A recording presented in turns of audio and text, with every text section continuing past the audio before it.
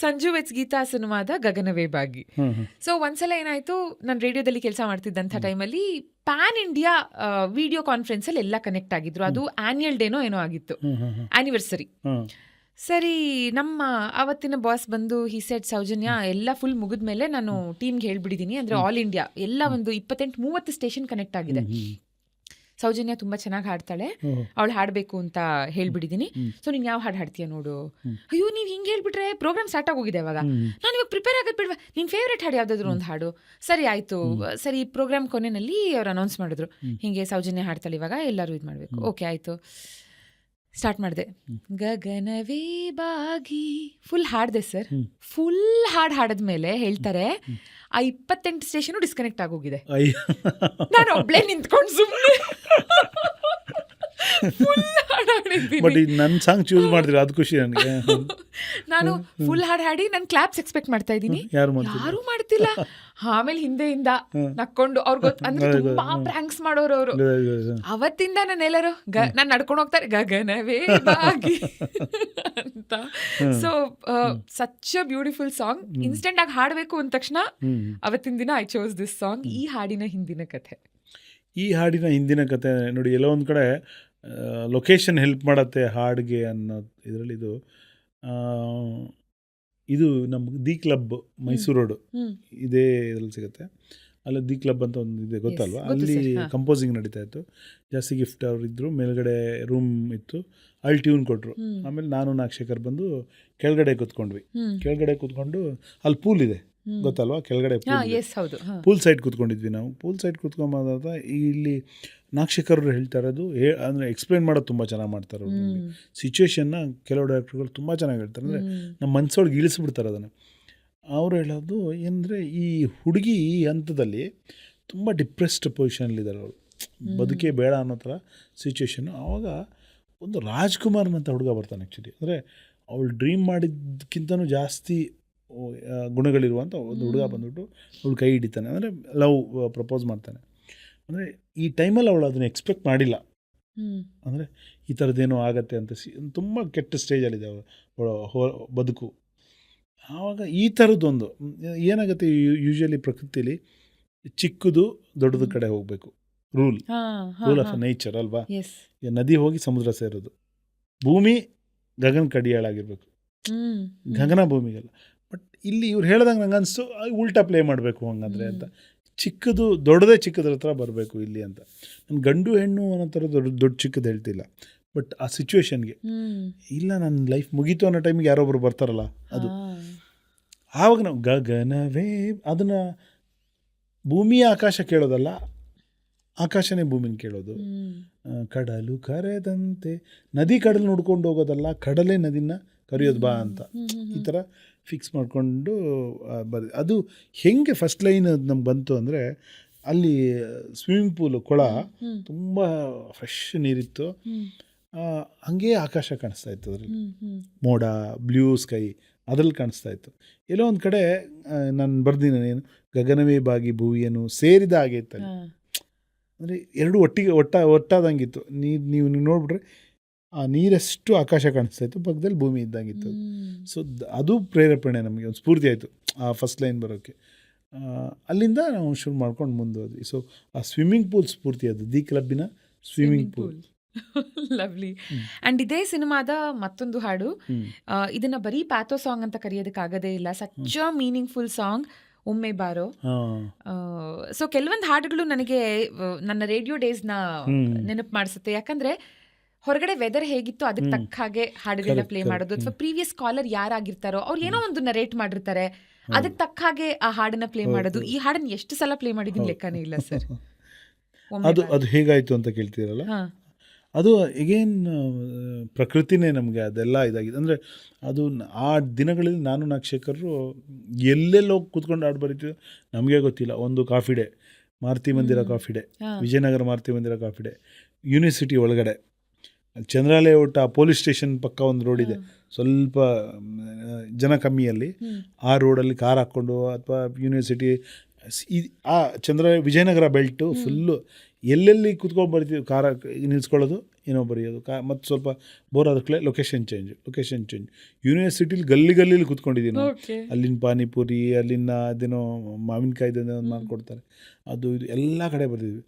ಅದೇ ಸಂಜೆ ಒಂದು 6-7 ಗಂಟೆ ಕೂತಿದ್ದಾಗ ಅದೇ ಈ ಸಿಚುವೇಶನ್ ಹೇಳಿದ್ರು. ಫೈನಲಿ ಅವಳಿಗೆ ಒಂದು ಸರಿ ಅವ್ನು ನೋಡಬೇಕು ಅನ್ನೋದಿದೆ ಅವಳಿಗೆ. ಅವ್ನು ಬರ್ತಿಲ್ಲ, ಹೆಂಗೆ ಕರೆಯೋದು ಅನ್ನೋ ಥರದ್ದು ನಮ್ಮ ಒಂದು ಫೀಲ್. ಅವರು ಬರಿಬೇಕು ಅಂದರು. ಆವಾಗ ಆ್ಯಕ್ಚುಲಿ ಈವ್ನಿಂಗು ಈ ಮಳೆ ಬರುತ್ತೆ ಮನೆಗೆ ಹೋಗ್ಬೇಕು ಅಂತ ಅನ್ನೋ ಟೈಮ್ ಅದು. ಅದನ್ನೇ ನಾವು ಅವಳಿಗೆ ಟ್ರಾನ್ಸ್ಫರ್ ಮಾಡಿ, ಸುರಿಮಳೆ ಸುರಿಯುವ ಸೂಚನೆ ಶುರುವಾಗಿದೆ, ಜೊತೆಯಲ್ಲಿ ನೆನೆಯಲು ನಲ್ಲನೆ ಮನಸ್ಸಾಗಿದೆ. ಅವಳಿಗೆ ಮಳೆ ತುಂಬ ಇಷ್ಟ, ನನಗೆ ಮಳೆ ಭಯ ಆಗುತ್ತೆ, ಯಾಕಂದರೆ ನಾನು ಬೇಗ ಮನೆಗೆ ಸೇರ್ಕೊಳ್ಬೇಕು. ಬಟ್ ಆ ಕ್ಯಾರೆಕ್ಟ್ರಿಗೆ ಮಳೆ ಇಷ್ಟ. ಆ ಸಿಚುವೇಶನ್ನೇ ನಾವು ನೋಡಿ ಮೋಡ ಆಗಿದೆ, ಮಳೆ ಬರೋ ಚಾನ್ಸ್ ಇದೆ ಅಂತ ಮಾತಾಡ್ಕೊಂಡ್ವಿ. ಅದನ್ನೇ ಹಾಡಿಗೆ ತಂದ್ವಿ ನಾವು. ಮಳೆ ಬರೋ ಚಾನ್ಸ್ ಇದೆ, ಪ್ಲೀಸ್ ಬಾ ಜೊತೆಗೆ ನೆನೆಯೋಣ ಅಂತ. ಸೊ ಹಾಗೆ ಬಂದಿದ್ದ ಹಾಡು. ಮೈ ಗಾಡ್, ಏನೇನೆಲ್ಲ ಇನ್ಸ್ಪೈರ್ ಮಾಡಬಹುದು ಒಂದು ಹಾಡನ್ನ ಬರೆಯೋದಕ್ಕೆ ಅಂತ. ಆ್ಯಂಡ್ ಇದೇ ಆಲ್ಬಮ್ನ ಟೈಟಲ್ ಸಾಂಗ್ ಅಂತ ತಗೊಂಡಾಗ ಎಷ್ಟು ಸಿಂಪಲ್ ಆಗಿದೆ, ಬಟ್ ಎಷ್ಟು ಎಫೆಕ್ಟಿವ್ ಆಗಿದೆ ಅಂದರೆ, ದೇವರು ಬರ್ದಿದ್ರೆ ನಮ್ಮ ಹಣೆನಲ್ಲಿ ಹೇಗೆ ಇದ್ರು ಏನೇ ಇದ್ರು ಅದು ಹಾಗೆ ಆಗತ್ತೆ ಅಂತ ನಾವು ಬಾಯಿ ಮಾತಿಗೆ ಹೇಳ್ತೀವಿ. ಬಟ್ ಅದನ್ನ ತುಂಬಾ ಬ್ಯೂಟಿಫುಲಿ ಲಿರಿಕ್ಸ್ ಅಲ್ಲಿ ನೀವು ಕನ್ವೆ ಮಾಡಿದ್ದೀರಾ. ಸಂಜು ಮತ್ತು ಗೀತಾ ಸೇರಬೇಕು ಅಂತ ಬರೆದಾಗಿದೆ ಇಂದು ಬ್ರಹ್ಮನು ಅಂತ. ಅದಕ್ಕೆ ಏನಾದರೂ ನಿಮ್ಮನ್ನು ಇನ್ಸ್ಪೈರ್ ಮಾಡ್ತಾ? ಅದು ಇನ್ಸ್ಪೈರ್ ಮಾಡಿದ್ಕಿಂತ ಅದರಲ್ಲಿ ಕತೆ ಹಿಂದ್ಗಡೆ ಕತೆ ಏನು ಅಂದರೆ, ಅದೇ ತುಂಬ ಡೀಪ್ ಎಕ್ಸ್ಪ್ರೆಷನ್ ಬೇಕು ಅಂತ. ಸಾಂಗ್ ಕೇಳಿದಾಗಲೂ ಟ್ಯೂನ್ ತುಂಬ ಸಟ್ಲಾಗಿದೆ ಅದು. ತಂದಾನ ತಾನ ತಾನಿ ನಾನೇ ನಾನ ತಾನಿ ನಾನಿನೇ ತಾನಿ ನಾನನ, ತುಂಬ ಸಟ್ಲ್, ತುಂಬ ಸಿಂಪಲ್ ಆಗಿದೆ. ಅಂದರೆ ಒಂದು ಲೋ ಇದೆ, ಆ ಬೇಸ್ ಇದೆ, ಏನೋ ಒಂದು ಭಾವನೆ, ಗಟ್ಟಿ ಭಾವನೆ ಕೊಡಲೇಬೇಕು ನಾವು ಅಂತ ಡಿಸೈಡ್ ಮಾಡ್ಕೊಂಡಿದ್ವಿ. ನಾನು ಸಂಜು ಮತ್ತು ಗೀತಾ ಸೇರಬೇಕು ಅಂತ ನಾನು ಆ್ಯಕ್ಚುಲಿ ಇವಾಗ ನೆನಪಿದೆ ನನಗೆ. ನಾನು ಚಾಮರಾಜಪೇಟೆ ಶಂಕರಮಠ ರೋಡಲ್ಲಿ ಬರ್ತಾಯಿದ್ದೆ ಅವಾಗ. ಅದೇ ಇದೇ ಹಾಡು ಏನೋ ಇದೇ ಗುಂಗಿತ್ತಲ್ಲ, ಠಕ್ ಅಂತ ಒಂದು ಲೈನ್ ಹೊಡಿತು, ಸೈಡಿಗೆ ಹಾಕ್ಕೊಂಡೆ. ಸ್ವಲ್ಪ ಅದನ್ನು ಹಂಗೆ ಆ ಕಡೆ ಈ ಕಡೆ ಎಲ್ಲ ಸಂಜು ಎಡ್ಸ್ ಗೀತಾ ಅಂತ ಸಿನಿಮಾ ಹೆಸರು, ಸ್ವಲ್ಪ ಆ ಕಡೆ ಈ ಕಡೆ ಮಾಡಿಕೊಂಡು ಸಂಜು ಮತ್ತು ಗೀತಾ ಸೇರಬೇಕು ಅಂತ ಬರೆದಾಗಿದೆ. ಎಂದೋ ಬ್ರಹ್ಮನು ಆ್ಯಕ್ಚುಲಿ ಅದು ಹಾಡುವಾಗ ಇಂದು ಆಗ್ಬಿಟ್ಟಿದೆ ಅದು. ನಾವು ಅವತ್ತು ಬರೆದಿದ್ದು ಎಂದೋ ಬರೆದಾಗಿದೆ, ಯಾವತ್ತೋ ಬರೆದಾಗಿದೆ ಅಂತ. ಅದು ಹಾಡುವಾಗ ಶ್ರೇಯಾ ಘೋಷಾಲ್ ಕೂಡ ಇಂದು ಅನ್ನೋ ಥರ ಹಾಡಿದ್ದಾರೆ. ಸೊ ಜನರು ಇಂದು ಅಂತ ತಿಳ್ಕೊಂಡಿದ್ದಾರೆ, ನಾವು ಬರೆದಿದ್ದು ಎಂದೋ ಅದು. ನಾನು ಕಳಿಸ್ದೆ ಸಂಜು, ಆದರೆ ಇಡೀ ಟೀಮಲ್ಲಿ ಯಾರೂ ಒಪ್ಪಕ್ಕೆ ರೆಡಿ ಇಲ್ಲ ಅದನ್ನು. ಸಂಜು ಮತ್ತು ಗೀತಾ ಅಂತ, ಮತ್ತು ಎಲ್ಲ ಹಾಡಲ್ಲಿ ಬಳಸಲ್ರಿ ಅಂತ ಎಲ್ಲ. ಮತ್ತು ಎಲ್ಲ ಗದ್ಯದಲ್ಲಿ ಮಾತಾಡೋಕೆ ಬರೋದು, ಅದನ್ನು ಹಾಡಲ್ಲಿ ಬಳಸಬಾರ್ದು, ಬೇಡ ಅಂತ. ಸಂಜು ವೆಟ್ಸ್ ಗೀತಾ ಅಂತ ಬೇಕಾದ್ರೆ ಬಳಸಿ ಅಂತ. ಸಂಜು ವೆಟ್ಸ್ ಗೀತಾ ಅಂತ ಕೆಲವ್ರು ಕೆಟ್ಟನಾಗ ಹಾಡು ಬೇರೆ ತೋರಿಸೋದು ನಮಗೆ. ಸಂಜು ವೆಟ್ಸ್ ಗೀತಾ ಅಂತ ಬರೀರಿ ಸರ್ ಅಂತ. ಇಲ್ಲಪ್ಪ, ಮತ್ತು ಯಾಕೆ ಬೇಡ, ನಾನು ಕೇಳೋದು ಯಾರು ಪದಗಳಿಗೆ ಇದು ಹಾಡಲ್ಲಿರಬೇಕು, ಇದು ಮಾತಲ್ಲಿರಬೇಕು, ಒಂಥರ ಪದಗಳಿಗೆ ಅಸ್ಪೃಶ್ಯತೆ ಇದು ಮಾಡ್ದಂಗೆ ಅದು. ಇದಿಲ್ಲಿ ಬರ್ಬಾರ್ದು, ಯಾರು ಹೇಳೋದು ಮತ್ತು ಅನ್ನೋದು ಕೆಟ್ಟ ಪದನ, ತಪ್ಪರ್ಥ ಇದೆಯಾ? ಯಾಕೆ ಹಾಡಲ್ಲಿ ಬರಬಾರ್ದು, ಮಾತಲ್ಲಿ ಬಂದಿದ್ದು ಯಾಕೆ ಹಾಡಲ್ಲಿ ಬರಬಾರ್ದು ಅಂತ ನನ್ನ ವಾದಕ್ಕೆ ಬೆಂಬಲವಾಗಿ ನಿಂತವ್ರು ಒಬ್ಬರೇ ಒಬ್ಬರು ವಿನಾಕ್ಷಕರು. ಉಳಿದ ಫುಲ್ ಟೀಮ್ ಇಲ್ಲ, ಮತ್ತು ತೆಗಿ, ಬೇರೆ ಚೆನ್ನಾಗಿದೆ. ಸಿನಿಮಾ ಟೈಟಲ್ ಸಾಂಗ್ ಅಂತೀವಿ ನೀವು, ಯಾಕೆ ಮತ್ತು ಸಿನಿಮಾ ಟೈಟಲ್ ಸಂಜು ಮತ್ತು ಗೀತಾ ಅಲ್ಲ, ಸಂಜು ವೆಟ್ಸ್ ಗೀತಾ. ಕೊನೆಗೆ ಅದು ಎಲ್ಲಿ ಇದಾಯಿತು ಅಂದರೆ ರವಿ ಬೆಳಗೆರೆ ಅವ್ರ ಹತ್ರ ಹೋಯ್ತದು. ಕಿಟ್ಟಿ ಅವ್ರ ಹತ್ರ ಸೂಪರ್ ಆಗಿದೆಯಲ್ಲೋ, ಮತ್ತು ಎಷ್ಟು ಚೆನ್ನಾಗಿದೆ, ಕಲೋಕಿಯಲ್ಲಾಗಿದೆ ಅಂತ ಅವರು ಹೇಳಿದ್ಮೇಲೆ ಅಲ್ಲೆಲ್ಲ ಕನ್ವಿನ್ಸ್ ಆದರು, ಬೇರೆ ಉಳಿದ ಕಡೆ ಎಲ್ಲ ಕನ್ವಿನ್ಸ್ ಆದರು. ಹಂಗಾಗಿ ಅದು ಅಲ್ಲಿ ಬಂದು ಕೂತ್ಕೋತು. ಆಮೇಲೆ ಮಜಾ ನೋಡಿ ಎಷ್ಟು ಪ್ರಭಾವಿ ಇತ್ತು ಅಂದರೆ ಅದು. ಆಮೇಲೆ ಅದು ಟೈಟಲ್ನೇ ಮರ್ಸ್ಬಿಡ್ತದು. ತುಂಬ ಜನ ಸಂಜು ವೆಟ್ಸ್ ಗೀತಾ, ಸಂಜು ಮತ್ತು ಗೀತಾ ನೋಡಿದ್ವಿ ಅಂತಾರೆ. ಕರೆಕ್ಟ್. ಇದು ಇಟ್ಟಿದ್ರು ಏನು ಪ್ರಾಬ್ಲಮ್ ಆಗ್ತಿರಲಿಲ್ಲ ಮರ್ಸಿ. ಸಂಜು ವೆಟ್ಸ್ ಗೀತಾ ಬದಲಿಗೆ ಸಂಜು ಮತ್ತು ಗೀತಾ ಅಂತ ಇಟ್ಟಿದ್ರು ನಡೆದೋಗ್ತಿತ್ತು ಅನ್ನೋಷ್ಟು ಮಟ್ಟಿಗೆ ಅದು ಫೇಮಸ್ ಆಯಿತು. ಅದೇ ಹಿಂಗಂದರೆ ಆ ಒಂದು ಶಂಕರಮಠ ರೋಡು ಅಲ್ಲೆಲ್ಲೋ ಬಂತು, ಅಲ್ಲಿ ನಿಲ್ಸ್ಕೊಂಡು ಅಲ್ಲೇ ಫೋನ್ ಮಾಡಿದೆ. ನಾಕ್ಷಕರಿಗೆ ಫಸ್ಟ್ಗೆ ತುಂಬ ಇಷ್ಟ ಆಯಿತು. ಅಂದರೆ ಮಧ್ಯದಲ್ಲೇ ಕೆಲವರು ಹುಳ ಬಿಟ್ಬಿಟ್ರು, ಏನು ಕವಿಗಳೇ ಎಲ್ಲ ಹೆಂಗೆ ಹೇಳ್ತಿದ್ದಾರೆ ಓಕೆನಾ ಅಂತ. ನನಗೆ ತುಂಬ ಗಟ್ ಫೀಲಿಂಗು, ಇಲ್ಲೇ ಹೊಸದಾಗೋದಿದು ಅಂತ. ನಾನು ಬೇಕು ಅಂತೇನು ಒದ್ದಾಡ್ಕೊಂಡು ಪದ ಬೆಳೆಸಿಲ್ಲ ಅದು. ಸಂಜು ಮತ್ತು ಗೀತಾ ಇಟ್ಸ್ ವೆರಿ ಫ್ಲೋನಲ್ಲಿ ಬಂದಿದ್ದದು. ಮತ್ತು ಆಯಿತು, ನೀವು ಕೇಳ್ತೀರಾ ಹೊಸ ಪದ ಬೇಕು, ಯಾರೂ ಬಳಸಿಲ್ಲ, ನಾವು ಬಳಸೋಣ, ಅದೇ ಅಲ್ವಾ ಸ್ಪೈಸು. ಹೊಸದಾಗಿ ಫಸ್ಟ್ ಟೈಮ್ ಮತ್ತು ಅಂತ ಬಳಸಿದ್ವಿ, ಬಳಸಿರ್ಬೋದು, ಅದೇ ಫಸ್ಟ್ ಟೈಮ್ ಅಂತ ಹೇಳೋಕ್ಕಾಗಲ್ಲ, ಬಟ್ ಯಾರೂ ಕೇಳಿಲ್ಲ, ಆಲ್ಮೋಸ್ಟ್ ರಿಜಿಸ್ಟರ್ ಆಗಿಲ್ಲ ಜನಕ್ಕೆ. ಮತ್ತು ಹಾಡಲ್ಲಿ ರಿಜಿಸ್ಟರ್ ಆಗಿಲ್ಲ, ನನಗೂ ಹಾಂ, ರಿಜಿಸ್ಟರ್ ಆಗಿಲ್ಲ. ಆ ಟೈಮಿಗೆ ಅದೇ ಆಗ್ತಿದ್ದು. ಆಮೇಲೆ ನಾವು ಆಯಿತು, ಒಳ್ಳೇದಲ್ವಾ. ಒಂದೇ ಒಂದು ನೆನಪಾಗ್ತಿರೋದು, ಬಟ್ ಅದು ಈ ಮತ್ತು ಅಲ್ಲ, ಮುತ್ತು ಮುತ್ತು ಅದು ಮಾತು, ಸ್ವಾತಿ ಮುತ್ತು ನಿನ್ನ ಮುತ್ತು ತಂದ ಮತ್ತು ಅದು ಮತ್ತು ಅದು ಬಂದಿದೆ. ಈ ಮತ್ತು ಎಂಡ್ ಬಂದಿಲ್ಲ, ಎಂಡ್ ಅರ್ಥದಲ್ಲಿ ಬಂದಿಲ್ಲ. ಹೌದು. ಸೊ ನಾನಂತೂ ತುಂಬ ಹಠ ಹಿಡಿದು ಕೂತಿದ್ದೆ. ನಾಕ್ಷಕರು ಜೊತೆಗಿದ್ದರು ಆ್ಯಕ್ಚುಲಿ. ನನಗೆ ನಾನು ತುಂಬ ಜನ ಅಂದ್ಕೊತಾರೆ, ಕೆಲವರು ಹೇಳ್ತಾರೆ, ನೀವು ಇತ್ತೀಚೆಗೆ ಆಫ್ಟರ್ ಜಯಂತ್ ಕಾಯ್ಕಿಡಿ ಬಂದಮೇಲೆ ಹೊಸ ಪದಗಳು ಬಳಸೋಕೆ ಶುರು ಮಾಡಿದ್ರಲ್ಲ. ನಾನು ಹೇಳ್ತೀನಿ, ನೀವು ಗಮನಿಸಿದ ಲೇಟು, ನಾವು ಬಳಸಿದ ಲೇಟಲ್ಲ ಅಂತ. With due respect to Jayant Kaikini, ನಾನು ಅವರ ಅಭಿಮಾನಿ. ತುಂಬ ಒಳ್ಳೊಳ್ಳೆ ಹಾಡುಗಳನ್ನ ಅವ್ರು ಬರೆದ್ರು, ಒಂದು ಹೊಸ ದಿಕ್ಕನ್ನೇ ಕೊಟ್ಟರು ಹಾಡುಗಳಿಗೆ. ಬಟ್ ನಾನು ಎಲ್ಲೋ ಇನ್ಸ್ಪೈರ್, ನನ್ನ ಮೊದಲನೇ ದಿನಗಳಿಂದ ನೀವು ಗಮನಿಸಿದ್ರು ನಾನು ಅದೆಲ್ಲ ಮಾಡ್ಕೊಬಂದಿದ್ದೆ. ಇನ್ನೊಂದು ಮಜಾ ಗೊತ್ತಾ ನಿಮಗೆ, ಹುಡುಗಾಟ ಹಾಡುಗಳಿದಾವಲ್ಲ, ಮುಂಗಾರು ಮಳೆಗಿಂತ ಮೊದಲು ಬರೆದಿರೋದು. ಮುಂಗಾರು ಮಳೆ ಸಾಂಗಿಂತ ಮೊದಲು ಹುಡುಗಾಟ ಸಾಂಗ್ಗಳು ತಯಾರಾಗಿದ್ದು. ಅಲ್ಲಿ ಒಮ್ಮೊಮ್ಮೆ ಹೀಗೂ, ಒಮ್ಮೊಮ್ಮೆ ಅನ್ನೋದು ಹೊಸ ಪದ. ಈ ಪ್ರೀತಿ ಒಂಥರ ಕಚಗುಳಿ, ಅದು ಕಚಗುಳಿ ಒಂಥರ, ಎಗೇನು ಏನೋ ಒಂಥರ ಇದರಲ್ಲಿ. ಆಮೇಲೆ ಇದರಲ್ಲಿ ಜಿನು ಜಿನುಗೋ ಜೇನೆಯಲ್ಲಿ ಒಮ್ಮೊಮ್ಮೆ ನಾನೇ ಕೇಳೋದು ನನ್ನೆ ನೀ ಸೂರ್ಯನ ಬಂದುವೆ, ನೀ ಶೀತಲ ಸಿದ್ದು, ನೀ ಶೀತಲ ನೀ ಕೋಮಲ, ಶೀತಲ ಕೋಮಲ ಎಲ್ಲ ಅವ್ರು ಬಳಸ್ತಿದ್ರಲ್ಲ. ನಾವು in the flow, but mostly ಅವ್ರು ಬಂದ ಮೇಲೆ ಜಾಸ್ತಿ ಜನ ರೆಕಗ್ನೈಸ್ ಮಾಡೋಕ್ಕೆ ಶುರು ಮಾಡಿರ್ಬೋದು. But it was my style. ನಾನು ನನ್ನ ಆರಂಭದ ದಿನಗಳಲ್ಲೇ ಅದನ್ನು ಬರ್ಕೊಂಡು ಬಂದಿದ್ದೀನಿ ಅಂತ ಸುಮಾರಿದ್ದಾವೆ. ಬಾನಿದ ಬಾಚಿಂದಿರದಲ್ಲಿ ನಿಮಗೆ ಪ್ರೀತಿಯ ಅಂದವ ಕಾಣದ ಅಂದರು, ಮೋಹಕ ಪ್ರೀತಿಯ ಕುರುಡು ಅಂತ, ಅದೆಲ್ಲ ನಾನು ಏನೋ ಅವ್ರು ರೂಢಿಸ್ಕೊಂಡ್ಬಿಟ್ಟೆ ಅನ್ನೋದಲ್ಲ, ಹಾಗೆ ಇತ್ತು. ನಾನು ಬರೆಯೋಕ್ಕೆ ಶುರು ಮಾಡಿದಾಗಲೇ ನನ್ನೊಳಗಿದ್ದ ಸ್ಟೈಲ್ ಅದು. ಆಮೇಲೆ ನಾನು ಅದನ್ನು ಮುಂದುವರ್ಸ್ಕೊಂಡ್ಬಂದೆ ಅಷ್ಟೇ. ಎಸ್, ಪ್ರೇಮ ಗೀತೆಗಳಲ್ಲಿ ನಿಮ್ಮದು ಒಂದು ಯುನೀಕ್ ಸ್ಟೈಲ್ ಡೆಫಿನೆಟ್ಲಿ ಇದೆ ಸರ್. ನೆಕ್ಸ್ಟ್ ತುಂಬ ಸಿಂಪಲ್. ಅದೇ ನನ್ನ ಸ್ಟೈಲ್ ಏನು ಅಂದರೆ, ನಾನು ಯಾರಿಗೋ ನನಗೇನು ಗೊತ್ತು ಅನ್ನೋದನ್ನು ಪ್ರೂವ್ ಮಾಡೋಕ್ಕೆ ನಾನು ಟ್ರೈ ಮಾಡಿಲ್ಲ ಯಾವತ್ತು ಹಾಡಲ್ಲಿ. ನಾನು ಭಯಾನಕ ಪದಗಳನ್ನ ಬಳಸಿ ಬರೀಬಲ್ಲೆ, ಆದರೆ ನಾನು ಅದನ್ನು ಟ್ರೈ ಮಾಡಿಲ್ಲ. ಜನಕ್ಕೆ ಹತ್ತಿರವಾಗುವ, ಎಲ್ಲರಿಗೂ ಜನಕ್ಕೆ ಅರ್ಥವಾಗುವ ಪದಗಳನ್ನ ಬರೀಬೇಕು ಅಂತ ನಾನು ಯಾವತ್ತೂ ಟ್ರೈ ಮಾಡಿರೋದು. ಕರೆಕ್ಟ್. ಸೊ ನೆಕ್ಸ್ಟ್ ಕಮ್ಸ್ ಮೈನಾ ಸಿನಿಮಾದ ಮೊದಲ ಮಳೆಯಂತೆ ಎದೆಗೆ ಇಳಿದೆ ಮೆಲ್ಲಗೆ. ಇದರಲ್ಲೂ ನೋಡಿ ಮಜಾ ಅಂದರೆ, ಈಗ ನನಗೇನು ಹೇಳಿದೋ ಅದಕ್ಕೆ ಸಾಕ್ಷಿ ಇದೆ ಇದರಲ್ಲಿ. ನಾವು ಮೊದಲ ಕನಂತೆ ಎದೆಗೆ ಇಳಿದೆ, ಮುಗಿಲ ಮಲ್ಲಿಗೆ ಅಂತ ಇನ್ನೊಂದು ಬರುತ್ತೆ ಅದರಲ್ಲಿ, ಲಿರಿಕ್ ಒಂದು ಬಿಟ್ಟು ಬರುತ್ತೆ. ಅದು ಬರೆದಾಗ ಅದು ಬರೆದಿದ್ವಿ. ನನಗೆ ಅದು ಬೇಡ ಅನ್ಸು, ಅದರಲ್ಲಿ ಏನೇನೋ ಇದೆ, ಮುಗಿಲ ಮಲ್ಲಿಗೆ ಅವೆಲ್ಲ ನನಗೆ ಅದು ಕನೆಕ್ಟ್ ಮಾಡೋಕ್ಕಾಗಲ್ಲ, ಬೇಡ, ಸಿಂಪಲ್ ಆಗಿಡೋಣ. ಸಿಂಪಲ್ ಮತ್ತೆಗೇ ನಾವು ಅದೇ ಇದಕ್ಕೆ ಬಿದ್ದಿದ್ವಿ ಚರ್ಚೆಗೆ. ಮೊದಲ ಮಳೆಯಂತೆ ಎದೆಗೆ ಇಳಿ, ಎಲ್ರಿಗೂ ಗೊತ್ತಾಗುತ್ತೆ. ಮೊದಲ ಕನಸಂತೆ ಒಲವೇ ಒಲಿದೆ ಒಮ್ಮೆಗೆ, ಇಷ್ಟೇ ಸಿಂಪಲ್ ಆಗಿರಬೇಕು ಅಂತ, ಏನೇನೋ ಬೇಕಾಗಿಲ್ಲ. ಈಗೇನಿದೆ ಏನಂದರೆ, ಮತ್ತೆ ಮಳೆನೇ ನಮ್ಗೆ ಹೆಲ್ಪ್ ಮಾಡಿದ್ದಾರೆ. ಅವತ್ತು ಯಾವುದೋ ಒಂದು ಮಳೆಗಾಲ ಕೂತಿದ್ವಿ, ಜಿಟಿ ಜಿಟಿ ಜಿಟಿ ಮಳೆ ಬರ್ತಾಯಿತ್ತು. ಫಸ್ಟ್ ಮಳೆಗೆ ಒಂದು ಮಣ್ಣಿನ ಘಮ ಬರುತ್ತಲ್ಲ ನಮಗೆ.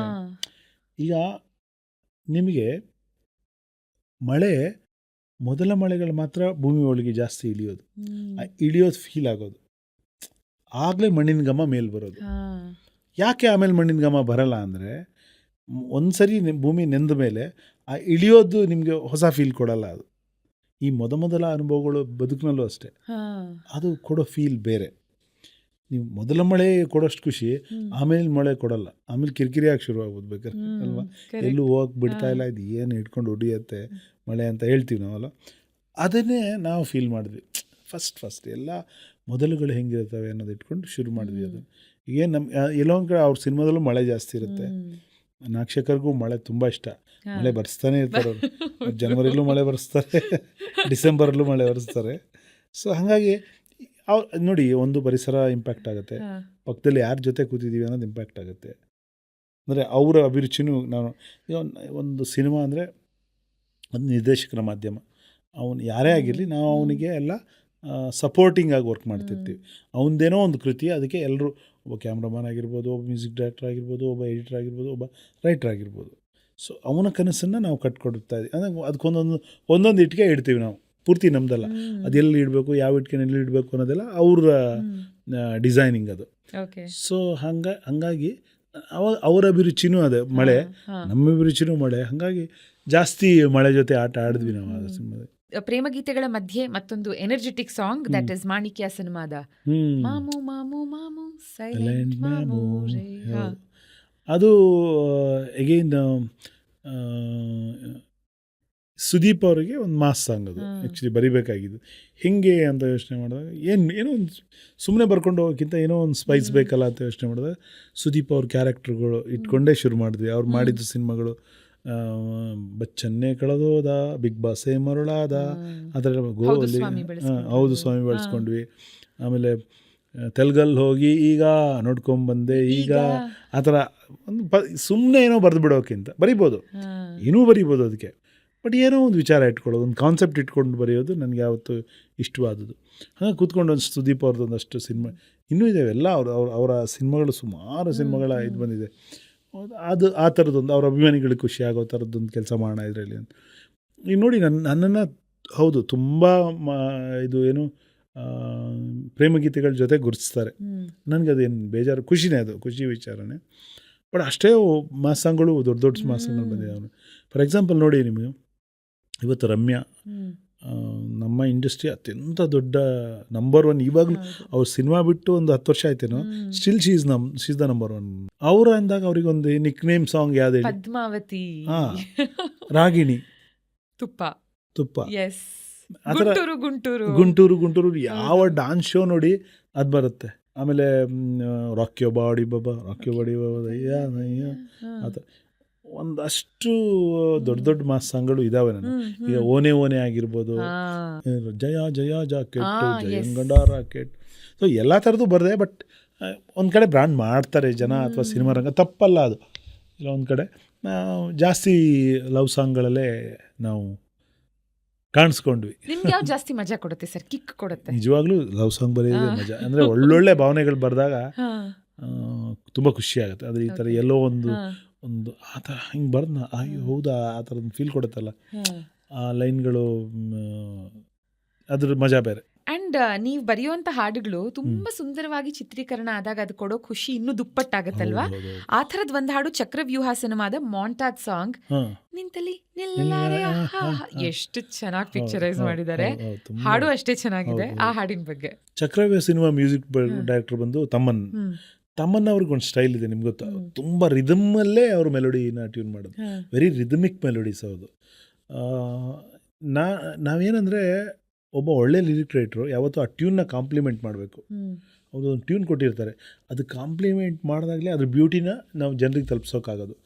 ಈಗ ಬೇರೆ ಸಾಂಗ್ ಎಕ್ಸಾಂಪಲ್ ತೊಗೊಂಡು ಹೇಳಬೇಕು ಅಂದರೆ ನೋಡಿ, ನಾನು ಈಗ ಆಲೋಚನೆ ಆರಾಧನೆ ಎಲ್ಲ ಅದು ಟ್ಯೂನ್ ಬಂದಾಗ ಹೆಂಗಿರುತ್ತೆ ಅಂದರೆ ನಿಮಗೆ ತಾನಾನನೆ ತಾನಾನನೆ ತಾನನಾನ ತಾನಾನನೆ ತಾನಾನನೆ ಹಿಂಗಿರುತ್ತೆ. ತಾನಾನನೆ ತಾ ಬೇರೆ ಸೌಂಡಿಂಗ್, ನಾನೇ ಬೇರೆ ಸೌಂಡಿಂಗ್. ಅದು ಒಂದು ನಿಮಗೆ ಒಂದು ಪೆಂಡ್ಯುಲಮ್ ಮೂಮೆಂಟ್ ಫೀಲ್ ಆಗುತ್ತೆ. ಅದು ನಿಮ್ಗೆ ಗೊತ್ತಾಗಬೇಕು ಅಂದರೆ ನಾವು ಅದನ್ನು ಕಾಂಪ್ಲಿಮೆಂಟ್ ಮಾಡಿ, ಹೆಂಗೆ ಕಾಂಪ್ಲಿಮೆಂಟ್ ಮಾಡ್ತೀರಾ ಲಿರಿಕಲ್ಲಿ ಅಂದರೆ ಆಲೋಚನೆ ಮತ್ತು ವಾಪಸ್ ಹಾಗೆ ಬರುತ್ತೆ. So you can feel that moment. ಅಲ್ಲಿ ತಾ ಇರೋದ್ರಿಂದ ತಾನಾನನೆ ತಾ ಆ ಪ್ಲೇಸಿಗೆ ಮತ್ತೆ ಬಂದು ವಾಪಸ್ ಹೋಗುತ್ತೆ. ಅದನ್ನು ತಾನಾನನೆ ತಾನ ಇದು ಮಾಡಿದಾಗ ನಿಮ್ಗೆ ಆ ಟ್ಯೂನ್ನ ನಿಜವಾದ ಫ್ಲೇವರು ಕೇಳುಗರಿಗೆ ಟ್ರಾನ್ಸ್ಫರ್ ಆಗುತ್ತೆ. ಆಮೇಲೆ ಈಗ ಫಾರ್ ಎಕ್ಸಾಂಪಲ್ ಅಂತ ಬಂತು ಒಂದು ಟ್ಯೂನ್, ಅದೇನು ಫೀಲ್ ಆಗುತ್ತೆ ನಿಮಗೆ?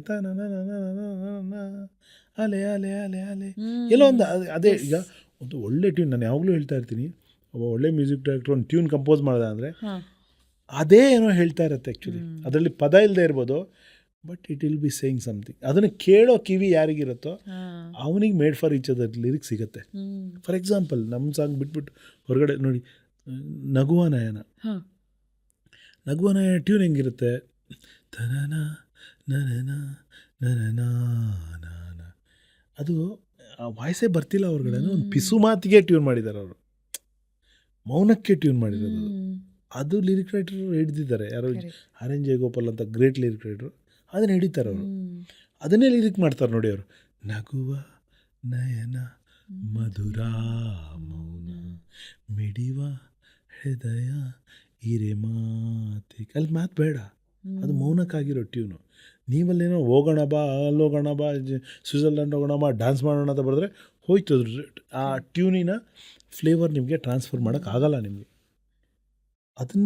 ಅದು ಕಲಿಬೇಕು. ಒಬ್ಬ ಒಳ್ಳೆ ಲಿರಿಕ್ ರೈಟರ್ನ ಮೊದಲ ಗುಣ ಟ್ಯೂನ್ ಏನು ಹೇಳುತ್ತೆ ಅಂತ ಕೇಳೋಬೇಕು. ಕೇಳಿಸುತ್ತೆ ನಿಮಗೊಂದು ಒಳಗಡೆ ಒಳ್ಳೆ ಕಿವಿ ಇದ್ದರೆ ಖಂಡಿತ ಇದಲ್ಲ, ಇವೆರಡರಿಂದ ಆಚೆಗೆ ಒಂದು ಕಿವಿ ಇದ್ದರೆ ಅದನ್ನು ನೀವು ಹಿಡಿತೀರ. ಇಲ್ಲಿ ಹಂಗೇನೆ ತಮ್ಮನ ಅಂದ ತಕ್ಷಣ ಅದೊಂದು ರಿದಮ್ಮಲ್ಲೇ ತಂದನ ತಂದನ ಆ ರಿದಮ್ನ ಉಳಿಸ್ಕೋಬೇಕು. ನಾನು ಬರೆಯೋ ಲಿರಿಕಲ್ಲ ಅದು ರಿದಮ್ ಮಿಸ್ ಮಾಡಬಾರ್ದು ಅಂದರೆ ನಾನು ಆ ಥರ ಪದಗಳನ್ನೇ ಹುಡುಗಬೇಕು. ನಿಂತಲಿ ಇಲ್ಲ ಹಾ ಹಾ ಕುಂತಲಿ ಕು ನಿಂತಲಿ ನೀ ಕುಂತಲಿ ಕು. ಆ ರಿದಮ್ನ it will sustain that rhythm. ಹಂಗೆ ಅದು ಇದಂತ ಅಲ್ಲ, ಯಾವ ಹಾಡಿಗಾದ್ರೂ ನೀವು ಬರಿಬೇಕಾಗಿದ್ದು ಹೀಗೆ. ಟ್ಯೂನ್ ಏನು ಹೇಳುತ್ತೆ, ಟ್ಯೂನಿನ ಬೇಡಿಕೆ ಏನು. ನಾವು ಬರೆದಿರೋ 99% ಹಾಡುಗಳು ಟ್ಯೂನ್ಗೇನೆ. ಮೊದಲು ಟ್ಯೂನ್ ಆಗೋದ್ರಿಂದ ನೀವು ಆ ಟ್ಯೂನಾಗ ಗೌರವಿಸ್ಬೇಕು. ಆ ಟ್ಯೂನ್ ಒಳಗೆ ನಿಮ್ಗೆ ಚೆನ್ನಾಗಿ ಕೂತ್ಕೊಂಡ್ರೆ ಮಾತ್ರ ಓವರಾಲ್ ರಿಸಲ್ಟು ತುಂಬ ಮಧುರವಾಗಿರುತ್ತೆ. ಸೊ ಅದೇ ಇದರಲ್ಲಿ ಬರೆದಿದ್ದೀನಿ ತಮನ್ ಅಂದರೆ ನಮ್ಮ ರಿದಮೇ ಬರೋದು ನೆನಪಿಗೆ. ಸೊ ಒಂದು ರಿದಮಿಕ್ಕಾಗಿ ಕೇಳಬೇಕು ಲಿರಿಕ್ ಅಂತ ಬರೆದಿರೋ ಹಾಡೋದು. ಲವ್ಲಿ. ಆ್ಯಂಡ್ ನಿಮ್ಮ ಮತ್ತು ನಾಗಶೇಖರ್ ಸರ್ ಅವರ ಮತ್ತೊಂದು ಕೊಲಾಬ್ರೇಷನ್ನ ಸೂಪರ್ ಹಿಟ್ ಹಾಡು, ಈ ಜನರೇಷನ್ನ ಫೇವ್ರೆಟ್ ಹಾಡು ಅಮರ್ ಸಿನಿಮಾದ್ದು ಮರೆತು ಹೋಯಿತೆ ನನ್ನಯ ಹಾಜರಿ. ಬ್ಯೂಟಿಫುಲ್ ಆಗಿದೆ ಈ ಹಾಡು. ಈ ಹಾಡ್ದು ತುಂಬ ಮಜವಾದ ಸೀಕ್ವೆನ್ಸ್ ಏನು ಅಂದರೆ, ಈ ಹಾಡು ಅಲ್ಲಿ ತನಕ ನಾನು ನಾಗಶೇಖರ್ ಆಲ್ಮೋಸ್ಟ್ ಎಲ್ಲ ಹಾಡುಗಳು ನಾನೇ ಅವ್ರ ಹಾಡುಗಳು ಬರೆದಿದ್ದೆ. ಈ ಹಾಡು ಬರೆಯೋ ಅಷ್ಟೊತ್ತಿಗೆ, ಈ ಸಿನಿಮಾ ಆಗೋಷ್ಟೊತ್ತಿಗೆ ಕೆಲವರ ಒತ್ತಾಸೆಯಿಂದ ಈ ಹಾಡನ್ನ ನಾಗಶೇಖರ್ ಅವರು ಬೇರೆಯವ್ರ ಹತ್ರ ಬರೆಸಿದ್ರು. ಬೇರೆ ಒಬ್ಬ ಲಿರಿಕ್ ರೈಟರ್, ಹೆಸರಿರೋ ಲಿರಿಕ್ ರೈಟ್ರೆ, ತುಂಬ ದೊಡ್ಡ ಹೆಸರಿರೋ ಲಿರಿಕ್ ರೈಟರ್ ಹತ್ರ ಬರೆಸಿದ್ರು. ಎಲ್ಲೋ ಆ ಲಿರಿಕ್ ರೈಟರ್ದೇನು ತಪ್ಪಿಲ್ಲ. ಅಂದರೆ ಎಲ್ಲೋ ಒಂದು ಕಡೆ ನಾಗಶೇಖರ್ ವೈಬ್ ಅವರು ಮತ್ತು ಅವ್ರ ವೈಬ್ ಮೋಸ್ಟ್ಲಿ ಮ್ಯಾಚ್ ಆಗಿರಲಿಕ್ಕಿಲ್ಲ. ಇದ್ಯಾವುದು ನಂಗೆ ಗೊತ್ತಿಲ್ಲ. ಒನ್ ಈವ್ನಿಂಗ್ ಅವ್ರು ನಾನು ಕಾಲ್ ಮಾಡಿದ್ರು, ಕವಿಗಳೇ ನೀವು ನಾನು ಉಳಿಸ್ಬೇಕು, ಎಲ್ಲಿದ್ದೀರೋ ದಯವಿಟ್ಟು ಇವತ್ತು ಬನ್ನಿ, ಈಗಲೇ ಬನ್ನಿ, ನನಗೊಂದು ಹಾಡು ಬರ್ಕೊಡ್ಬೇಕು ನೀವು ಅಂತ. ನಾನು ಎಲ್ಲೋ ಇದ್ದೆ, ಸರಿ ಬಂದೆ. Ideal homes layout, RR Nagar, ಅದ್ರ ಪಕ್ಕ ರೋಡಲ್ಲಿ ನಾವು ಕೂತ್ಕೊಂಡ್ವಿ. ಏನು ಸರಿ ಏರಿಯಾ ಸುತ್ತಮುತ್ತ ಎಷ್ಟು ಕನ್ನಡ ಹಾಡುಗಳು ಬರೆದು ನಾವು ಬರೆದಿದ್ದೆಲ್ಲ ಇಲ್ಲೇನೆ, ವಿಜಯನಗರ, ರಾಜಶ್ರೀನಗರ, ರಾಜರಾಜೇಶ್ವರಿ ನಗರ, ಎಲ್ಲ ಹಾಡುಗಳು ಆಲ್ಮೋಸ್ಟ್. ಕೂತ್ಕೊಂಡ್ವಿ. ಅವರಿಗೆ ಏನೋ ಬೇಕು. ನಾಗಶೇಖರ ಹಪಾಪಿ ನಂಗೆ ತುಂಬ ಚೆನ್ನಾಗಿ ಗೊತ್ತಾಗ್ಬಿಡುತ್ತೆ. ಅಲ್ಲಿ ಸೆಟ್ ಆಗಿದೆ. ಅವ್ರು ಒದ್ದಾಡ್ತಿದ್ದಾರೆ ಅಂತ ನಂಗೆ ಗೊತ್ತು. ಬರೀ ಟ್ಯೂನ್ ಇತ್ತು. ಸರಿ ಅದು ಇದು ಹೇಳ್ತಾಯಿದ್ರು. ಕೊನೆಗೆ ನನಗೆ ಬಂದಿದ್ದ ಲೈನ್ ಅಂದರೆ ಲಾಸ್ಟ್ ಲೈನ್ ಫಸ್ಟ್ ಬಂತು ಅಷ್ಟೇ. ಅದೆಲ್ಲ ಕೇಳ್ತಾರೆ ಸುಮ್ಮನೆ. ಆ ಲೈನ್ ಬಂದಾಗ ಮೆರವಣಿಗೆ ಹೊರಟಂತೆ ನಾ ಸಾವಿಗೆ ಅಂದೆ ನಾನು. ಇರುತ್ತಲ್ಲ ಸಂಸ್ಕೃತ ಬೇರೆ ಎಲ್ಲ ಬಂತು. ಒಂದಷ್ಟೊತ್ತು 1-2 minutes ನಾನೆಷ್ಟು ಯಾರಿಗೆ ಬೈತಿದ್ದಾರೆ ಇವರು ಅಂತ ನಾನು ಗಾಬರಿ ಆಗ್ಬಿಟ್ಟೆ. ಗೊತ್ತಲ್ಲ ಏನು ಇದು ಫಿಲ್ಮ್ ಬ್ಲಾಕ್ಸ್ ನೀವು ಮಾಡ್ಕೊಳ್ಳಿ. ಏನಾಯ್ತು ಕೇಳ್ತೀನಿ. ನಾನು ಹೇಳ್ತಾ ಇದ್ದೀನಿ, ಇದು ಕವಿಗಳು ಬರಿಬೇಕು ಸಾಂಗ್, ಇದು ಅವ್ರು ಬರೆಯೋ ಸಾಂಗು ಅದೇ ತಂಗೊಂಡು ಅಲ್ಲೆಲ್ಲ ಹೋದರು. ನಾನು ಹೇಳ್ತಾ ಇದ್ದೀನಿ ಇದು ಆಗಲ್ಲ, ಇದು ಕವಿಗಳು ಬೇಕು ನನಗೆ ಅಂತ, ಇದಕ್ಕೆ ಬೇಕು ನನಗೆ ಅಂತ. ಆವಾಗ ನನಗೊಂದು ಸಾಂಗ್ ಕೇಳಿಸಿದ್ರು ಅವರು, ಇದನ್ನು ಆಲ್ರೆಡಿ ಅವ್ರು ಬರೆದಿದ್ದಾರೆ ಕೇಳಿ ಅಂತ. ಅವ್ರು ಏನೋ ಬುದ್ಧಿವಂತಿಕೆ ಏನಂದರೆ, ಅವರು ಫಸ್ಟ್ ಏನಾದರೂ ಹೇಳಿದರೆ ನಾನು ಬರೀತಿರ್ಲಿಲ್ಲ ಅದನ್ನು. ಅವರು ಒಳಗಡೆ ಇಟ್ಕೊಳ್ಕೊತಿದ್ದಾರೆ ಅದನ್ನು, ಆ ರೊಚ್ಚು ಕೆಚ್ಚನ್ನ. ಯೂಶ್ವಲಿ ಏನಾಗ್ಬಿಡುತ್ತೆ, ಯಾರೋ ಬರೆದಿದ್ದಾರೆ ಅಂದರೆ ಇಲ್ಲ ಸರ್ ಚೆನ್ನಾಗಿದೆ, ಯಾಕೆ ನಾನು ಬರೀಲಿ ಅಂದ್ಬಿಡ್ತೀವಿ. ಯೂಶ್ವಲಿ ಬರೆಯಲ್ಲ ನಾವು, ನಮ್ಮ ಒಳಗಡೆ ಟ್ರೀಟ್. ಇನ್ನೊಬ್ರು ಯಾರೋ ಬಂದು ಬರೆದಿದ್ದ ಸಾಂಗ್ನ ನಾನು ಕೈ ಹಾಕಲ್ಲ ಅನ್ನೋ ಥರ ಇರುತ್ತೆ. ಆಗ ನನಗೆ ಗೊತ್ತಾಗಿ ನಂಗೆ ಇದು ಬೇಕು, ಹೇಳಿದ್ರೆ ಗೊತ್ತಾಗ್ತಿಲ್ಲ ಅವರಿಗೆ. ಸೊ ಇದು ನಂಗೆ ನೆನಪಿರೋದು ಅಂದರೆ ದ ಮೂಮೆಂಟ್ ಐ ಸೆಡ್ ಮೆರವಣಿಗೆ ಹೊರಟ, ಇದೆಲ್ಲ ಬರೆದಿದ್ವಿ. ಅದು ಮರೆತು ಹೋಯ್ತೆ ನನ್ನ ಹಾಜರಿ ಇದೆಲ್ಲ ಬರೆದೆ. ಈ ವಾಸ್ ಹ್ಯಾಪಿ ಅಂದರೆ ತುಂಬ ಎಕ್ಸೈಟೆಡ್ ಅಲ್ಲ ಅದಕ್ಕೆಲ್ಲ. Super okay. ಯಾವಾಗ ನಾನು ಮೆರವಣಿಗೆ ಹೊರಟಂತೆ ನಾ ಸಾವಿಗೆ ಬಸ್ ಸ್ಟಾಪ್ಬಿಟ್ರು ನಾಗಶೇಖರ್ ಆ್ಯಕ್ಚುಲಿ. ಸೊ ಅದು ನಂಗೆ ತುಂಬ ಯಾವತ್ತೂ ನೆನಪಿರೋವಂಥದ್ದು. ಈ ಹಾಡು ಬಂದಾಗೆಲ್ಲ ನನಗೆ ಅದು ನೆನಪಾಗತ್ತೆ. ಯಾವ ಮಟ್ಟಕ್ಕೆ ಬೈದರು ಅಂದರೆ ಯಾರ್ಯಾರಿಗೆ ಅಂತ ಹೇಳಲ್ಲ. ಓಕೆ. ಸೊ ಏನಾಗುತ್ತೆ, ನಾವು ಈ ಹಾಡಿನ ಹಿಂದಿನ ಕಥೆಯನ್ನ ಕೇಳಿದಾಗ ನೆಕ್ಸ್ಟ್ ಟೈಮ್ ಆ ಹಾಡು ಕೇಳಿದಾಗ ಈ ಕಥೆನೂ ಓಡ್ತಾ ಇರುತ್ತೆ ಪ್ಯಾರಲಲ್ ಆಗಿ ನಮಗೆ. ನೆಕ್ಸ್ಟು ಸೂರ್ಯಕಾಂತಿ ಸಿನಿಮಾದ ಒಂದು ಹಾಡು, ನೀವೇನು ನಗುವ ನಯನ ಮಧುರ ಮೌನ ಹೇಳಿದ್ರಿ. I think it's very similar to that song. ಯಾಕಂದ್ರೆ ಇದರಲ್ಲೂ ಆ ಪಿಸು ಮಾತುಗಳು ಜಾಸ್ತಿ ಇದೆ. ಮೌನಿ ನಾನು ನುಡಿವಾಗ ನೀನು, ಧ್ಯಾನಿ ನಾನು ನನ್ನ ದೇವಿ ನೀನು. ಬ್ಯೂಟಿಫುಲ್ ಆಗಿರೋ ಕಂಪೋಸಿಷನ್, ಅಷ್ಟೇ ಸಿಂಪಲ್ ಸ್ವೀಟ್ ಆಗಿರೋ ಲಿರಿಕ್ಸ್. ಇದಕ್ಕೆ ತುಂಬ ಕತೆ ಇದ್ದಾವೆ, ಬಟ್ ಮಜವಾದ ಕತೆ ನಾನು ಬೇರೆ ಹೇಳ್ತೀನಿ. ಸ್ವಲ್ಪ ಬರೆಯುವಾಗ ಆದ ಕತೆಗಿಂತ ಅದರ ಆಚೆಗೆ ಆದ ಒಂದು ಕತೆ ಅದ್ಭುತವಾಗಿದೆ. ಇದು ಅಗೇನ್ ಫಸ್ಟ್ ಟೈಮ್ ನಾನು ಇಳೆಯರಾಜ ಅವ್ರಿಗೆ ಬರೀತಿರೋದು. ಇಳೆಯರಾಜ ಅಂದರೆ ನಮಗೆಲ್ಲ ಥರ ಬ್ರಹ್ಮ, ಸಂಗೀತದ ಬ್ರಹ್ಮ. ಅವ್ರ ಎದುರುಗಡೆ ಕೂತ್ಕೊಂಡು ಬರ್ದಿ ಅದೊಂಥರ ಗುರುಕುಲದ ಫೀಲ್ ಕೊಡ್ತು. ಅವರು ವೈಟ್ ಒಂದು ದೊಡ್ಡ ಬೆಡ್ಡು, ಅದ್ರ ಮೇಲೆ ಅವ್ರು ಕೂತಿರ್ತಾರೆ, ಒಂದು ಎತ್ತರದ್ದು, ಅದಕ್ಕೆ ಸ್ವಲ್ಪ ಕೆಳಗೆ ಬೆಡ್, ನಮಗೂ ಬೆಡ್ಡೆ, ನಾವು ಹಿಂಗೆ ಕೂತ್ಕೋಬೇಕು, ನಾವು ಚಕ್ಕಲ್ ಮಕ್ಕಳು ಅಂತೀವಲ್ಲ, ಹಂಗೆ ಹಾಕೊಂಡು ಕೂತ್ಕೊಂಡು ನಾನು ಕೂತಿದ್ದೆ, ನಾಗೇಂದ್ರ ಪ್ರಸಾದ್ ಕೂತಿದ್ರು, ಕಲ್ಯಾಣ್ ಕೂತಿದ್ರು, 3 ಜನ ಸ್ಟೂಡೆಂಟ್ಸ್ ಥರ ಹಿಂಗೆ ಕೂತಿದ್ವಿ ನಾವು. 3 ಜನ ಕೂತ್ಕೊಂಡು ಬರೀತಿದ್ವಿ. ಅವ್ರ ಸಾಂಗ್ ಅವ್ರು ಬರೀತಿದ್ರು, ನನ್ನ ಸಾಂಗ್ ನಾನು ಬರೀತಿದ್ದೆ. ಅಂದರೆ ಒಂದೇ ಅಟ್ ಎ ಟೈಮ್ ಹಂಗೆ ಬರ್ತಿದ್ದು. ಅದು ಬಿಡಿ, ಅದು ಓಕೆ. ಇಳೆಯರಾಜ ಅವ್ರನ್ನ ನೋಡಿದ್ದು ಅದೊಂದು ಧನ್ಯತಾ ಭಾವ. ಇಳೆಯರಾಜ ಅವ್ರಿಗೆ ಹಾಡು ಬರೀತಿದ್ದೀನಿ ಅನ್ನೋದೊಂದು ಧನ್ಯತೆ ಇತ್ತು. ಅದ್ರ ಆಚೆಗಿಂದ ಒಂದು ಕತೆ ಬಹಳ ಮಜಾ ಇದೆ. ಡೈರೆಕ್ಟ್ರು ಬಂದುಬಿಟ್ಟು ಕೆ ಎಮ್ ಚೈತನ್ಯ ಅವರು, ನನ್ನ ಫೇವ್ರೆಟ್ ಡೈರೆಕ್ಟ್ರು, ತುಂಬ ಒಳ್ಳೆಯ ಮನುಷ್ಯ. ಅವರ ಆಲ್ಮೋಸ್ಟ್ ಎಲ್ಲ ಈವಾಗಲೂ ಅವರ ಬಲರಾಮನ ದಿನಗಳಲ್ಲೂ ಬರೆದಿದ್ದೀನಿ, ಈ ತನಕನೂ ಬರಿತಾ ಇದ್ದೀನಿ. ಅವರಿಗೆ ಇನ್ನು ರಿಲೀಸ್ ಆಗಿಲ್ಲ ಅದು. ಅವರು ಸಾಂಗ್ ಆಯಿತು, ರೆಕಾರ್ಡ್ ಆಯಿತು, ತುಂಬ ಚೆನ್ನಾಗಿದೆ ಸಾಂಗು, ತುಂಬ ಖುಷಿ, ಎಲ್ರಿಗೂ ತುಂಬ ಖುಷಿ. ಒಂದು 3-4 ದಿನದ ನಂತರ ಅವರು ನನಗೆ ಒಂದು ಮೆಸೇಜ್ ಕಳಿಸಿದ್ರು, ನಿಮ್ಮ ಸಾಂಗ್ನ ನಮ್ಮ ತಾತ ತುಂಬ ಇಷ್ಟಪಟ್ಟರು ಕಣ್ರಿ ಅಂತ. ನಾನು ಹೌದಾ, ಥ್ಯಾಂಕ್ ಯು ಅಂತ ಹೇಳಿ ಒಂದು ಕಳಿಸ್ದೆ. ಕೆ ಎಮ್ ಚೈತನ್ಯ ಸರ್. ಹೌದು, ಅಷ್ಟೇ. ಇದೆಲ್ಲ ಆಯಿತು, ಮಾತಾಡ್ತಿದ್ವಿ, ಒಂದಷ್ಟು ದಿನ ಆಯಿತು. ಒಂದಿನ ನನಗೆಲ್ಲೋ ಗೊತ್ತಾಯಿತು, ಕೆ ಎಮ್ ಚೈತನ್ಯ ಅವ್ರ ತಾತ ಯಾರು ಹೇಳಿ? ಜಿ ಎಸ್ ಶಿವರುದ್ರಪ್ಪನವರು. ನನಗೆ ಡ್ರಮ್ ಅಂತು, ಸಾರ್ ಅಂತ ಕಾಲ್ ಮಾಡಿ, ಸಾರ್ ಯಾರು ಸರ್ ನಿಮ್ಮ ತಾತ? ಸರ್ ಇದು ಅವತ್ತು ಹೇಳಿದ್ರಲ್ಲ, ಇದು ಸಾಂಗ್ ಇಷ್ಟ ಆಯಿತು ಅಂತ, ಯಾರು ಸರ್ ಅಂತ ಅಂದೆ. ನಮ್ಮ ತಾತ ರೀ. ಯಾರು ಸರ್ ಹೆಸರು? ಸರ್ ಶಿವರುದ್ರಪ್ಪ ರೀ. ನನಗೆ ಗಿರ್ರ, ಸಾರ್ ಅವ್ರು ಇಷ್ಟಪಟ್ರ ಸಾರ್? ಅದನ್ನೇ ನಾನು ಹೇಳಿದ್ದೆ ಅವತ್ತು, ನೀವೇನೋ ಬರೀ ಥ್ಯಾಂಕ್ ಯು ಅಂತ ಕಳಿಸ್ಬಿಟ್ಟು ಸುಮ್ಮನೆ ಆಗ್ಬಿಟ್ರಲ್ಲ. ನನಗೆ ಸಾರ್ ಪ್ಲೀಸ್ ಸಾರ್ ಹೇಳಿ ಸರ್, ನಾನು ಮಾತಾಡಬೇಕು ಸರ್ ಅಂತ ಫೋನ್ ಮಾಡಿಕೊಟ್ರು. ನನಗೆ ಅಂದರೆ ಅವ್ರ ಹಾಡುಗಳು ಒಂದೊಂದು ನನಗೆ ಎಲ್ಲೋ ಹುಡುಕಿದೆ ಇಲ್ಲದ ದೇವರು ಇವತ್ತಿಗೂ ನನ್ನ ಒಂಥರ ನಮ್ಮ ಲೈಫ್ ಗೀತೆ ಅದು. ಅವರು ಇದಲ್ಲ, ಪ್ರತಿ ಸಾಂಗಲ್ಲೂ ಆ ಮಟ್ಟಕ್ಕೆ ಬರೆದವರು ಅವರು. ಜಿ ಎಸ್ ಶಿವರುದ್ರಪ್ಪ ಅವರು ನನ್ನ ಸಿನಿಮಾ ಹಾಡನ್ನು ಯಾರು ಬರೆದಿದ್ದು ಕೇಳಿದಂತೆ, ಭಾಳ ಚೆನ್ನಾಗಿ ಬರೆದಿದ್ದಾರೆ, ಇದು ಕವಿತೆ ಇದೆ ಇದರಲ್ಲಿ ಅಂದ್ರಂತೆ ಅವರು. ಇದು ಸಿನಿಮಾ ಸಾಂಗಿಂತ ಒಳ್ಳೆ ಕವಿತೆ ಇದೆ, ಭಾಳ ಚೆನ್ನಾಗಿ ಬರೆದಿದ್ದಾರೆ ಅಂತ. ಸೊ ಇದು ತುಂಬ ನನಗೆ ಆ ಸಾಂಗ್ ಜೊತೆ ನನಗೆ ಅದು ಇಳೆಯರಾಜ ಮರ್ತು ಹೋಗ್ಬಿಟ್ರು. ಇಳೆಯರಾಜ ಅಂಥ ಮನುಷ್ಯನೇ ಮರೆಸಿ ಈ ಆಗಿದ್ದು ಹೆಂಗೆ ಫೋನ್ ಮಾಡಿದ್ದೀನಿ ನನಗೆ ಕೈ ನಡುಕ್ತಾ ಇದೆ. ಹೆಂಗೆ ಫೋನ್, ಸರ್ ನಿಮ್ಮ ತಾತ ಯಾರು ಸರ್ ಅಂದೆ. ನಮ್ಮ ತಾತ ಯಾರು? ಅದೇ ಹೇಳ್ದಲ್ಲ ಅವತ್ತು ನಿಮ್ಮ ಸಾಂಗ್ ಇಷ್ಟಪಟ್ಟು. ಸರ್ ಅದೇ ಹೆಸರೇನು ಸರ್? ಶಿವರುದ್ರಪ್ಪ. ಸರ್ ಹೇಳೋದಲ್ವ ಸರ್? ನಾನೇನು ಹೇಳೋದು, ನಮ್ಮ ತಾತ ಶಿವರುದ್ರಪ್ಪ ಇಷ್ಟಪಟ್ಟರು ಅಂತ ಕಳಿಸ್ಬೇಕಿತ್ತ ನಿಮಗೆ? ನಮ್ಮ ತಾತ ಇಷ್ಟಪಟ್ಟರು, ನೀವೇನು ಭಯಂಕರ ಒಂದು ಥ್ಯಾಂಕ್ಸ್ ಅಂತ ಕಳಿಸ್ಬಿಟ್ರಿ ಅಂತ. ಇದು ತುಂಬ ನೆನಪಾಗುತ್ತೆ, ಭಾಳ ಮಜವಾದ incident. Oh my god. And ನಾವು ಕನ್ನಡದಲ್ಲಿ ತುಂಬ ಕಾಮನ್ ಆಗಿ ನೋಡಿರೋದು ಕನ್ನಡ ಪ್ಲಸ್ ಹಿಂದಿ ಮಿಶ್ರಿತ ಹಾಡುಗಳು. ಆದರೆ ಒಂದು ಹಾಡು ಬರುತ್ತೆ ಕನ್ನಡ ಮತ್ತು ಸ್ವಲ್ಪ ತೆಲುಗು ಮಿಶ್ರಿತ ಹಾಡು, ಅರ್ಜುನ್ ಸಿನಿಮಾದಲ್ಲಿ Guntur Guntur. So lovely item number for sure. And ಆ ಮಧ್ಯದ ಮ್ಯೂಸಿಕ್ ಇರ್ಬೋದು, ಇವತ್ತಿಗೂ ಇದೆಲ್ಲ ಒಂಥರ ಒಂದು ಪಾರ್ಟಿ ಆದರೂ ಹಾಡು ಹಾಕುವಂಥ ಹಾಡುಗಳು, ಡ್ರೈವಲ್ಲಿ ನಿಮ್ಗೆ ಪೆಪ್ಪಿ ಬೀಟ್ ನಂಬರ್ ಯಾವ್ದಾದ್ರು ಬೇಕು ಅಂದರೆ ಹಾಕುವಂಥ ಹಾಡುಗಳು.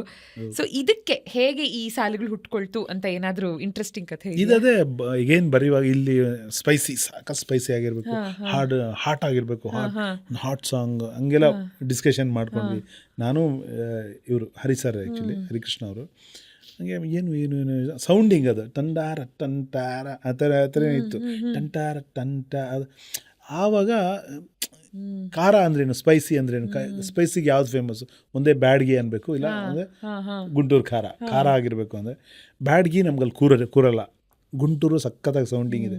ಸೊ ಗುಂಟೂರು ಕೂರಿಸ್ಕೊಂಡಾಗ ಗುಂಟೂರು ಅಂದ ತಕ್ಷಣ ನಾವೂರು ಗುಂಟೂರು ಅಲ್ಲೇ ತೆಲುಗು ಬಂದ್ಬಿಡ್ತು ಅದಕ್ಕೆ. ಎಸ್ ಎಸ್ ಅಂಟಾರು ವಸ್ತಾವ ಅಂಟಾರು ಅಂತ ಅಂದ್ಕೊಂಡು ಹಂಗೆ ಮುಂದೆ ಮಾಡಿಕೊಂಡು ಕೇಳ್ತಾರೆ ನಾನು ಇನ್ನೂ ಸಿಗೋದು. ಆಮೇಲೆ ಅದರಲ್ಲೂ ನೀವು ಈಗ ಕ್ಯಾರೆಕ್ಟ್ರ್ ಬರುತ್ತೆ ನಮಗೆ ಆವಾಗ. ಹೀರೋ ದರ್ಶನ್ ಅವ್ರ ಹೀರೋ ಯಾರೋ ಒಂದು ಹುಡುಗಿಗೆ ಸುಮ್ಮನೆ ಬಿದ್ದು ಬಿಡಬಾರ್ದು ಅವರು, ಆ ಕ್ಯಾರೆಕ್ಟ್ರು ಬೀಳೋವಂಥ ಕ್ಯಾರೆಕ್ಟ್ರ್ ಅಲ್ಲ ಸಿನಿಮಾದಲ್ಲಿ. ಆವಾಗ ನಾವು ಅದರಲ್ಲಿ ಆಂಧ್ರ ಮೇಡಮ್ಮು ಅಡ್ಡದಿಡ್ಡಿ ಗಂಡಲ್ಲನ ಏನು ಇಟ್ಟ ಗುರಿನ ಇನ್ನು ಎಂದು ತಪ್ಪಲ್ಲನ ಅಂದರೆ ಹೀರೋಯಿಸಮ್ನ ಬಿಟ್ಕೊಡದೆ ಒಂದು ಹುಡುಗಿ ಜೊತೆ ಟಕ್ಕಂತ ಬಿದ್ದು ಬಿಡೋಂಗಿಲ್ಲ. ಅದರಲ್ಲಿ ಟೋಟಲಿ ಒಪ್ಪಲ್ಲ, ಅಕ್ಸೆಪ್ಟ್ ಮಾಡಲ್ಲ ಅನ್ನೋ ಥರನೇ ಹೋಗುತ್ತೆ. ಸೊ ಸಿಚುವೇಶನ್ನೇ ಮೇಯ್ನ್ ಅದಕ್ಕೆ. ಒಂದು ದರ್ಶನ್ ಅವ್ರ ಇಮೇಜು ಒಂದು ಹಾಟ್ ಸಾಂಗ್ ಆಗಬೇಕು. ಬಟ್ ಏನು ಖುಷಿ ಅಂದರೆ ಈ ಸಾಂಗು ನೀವು ಹೊರಗಡೆ ಹೋಗಿ ಕೇಳಿದ್ರೆ ಎಲ್ರಿಗೂ ಏನು ಗೊತ್ತಿಲ್ಲ ಈ ಸಾಂಗು. ಬಟ್ ಈ ಡಾನ್ಸ್ ಶೋ ಇರುತ್ತಲ್ಲ, ಡಾನ್ಸ್ ಶೋಗಳು, ಡಾನ್ಸ್ ಇಷ್ಟಪಡೋರು ಎಲ್ರಿಗೂ ಈ ಸಾಂಗ್ ಗೊತ್ತಿರುತ್ತೆ. ಯಾವ ಡಾನ್ಸ್ ಶೋನಲ್ಲಿ ನೋಡಿ ಈ ಗುಂಟೂರು ನೀವು ಹೇಳ್ದಂಗೆ ಆ ಬೀಟು ರಿದಮ್ ಮೋಸ್ಟ್ ಗ್ರೇಟ್ ಹರಿಸಾರ್ಗೆ ಹೋಗಬೇಕು. ಅದ್ಭುತವಾದ ಒಂದು ಲಯ ಇದೆ ಈ ಸಾಂಗಲ್ಲಿ. ಅಷ್ಟೇ ಮಜಾ ಕೇಳುವಾಗ ಅದೊಂದು ಮಜಾ ಫ್ಲೋ ಆಗುತ್ತೆ ನಿಮಗೆ.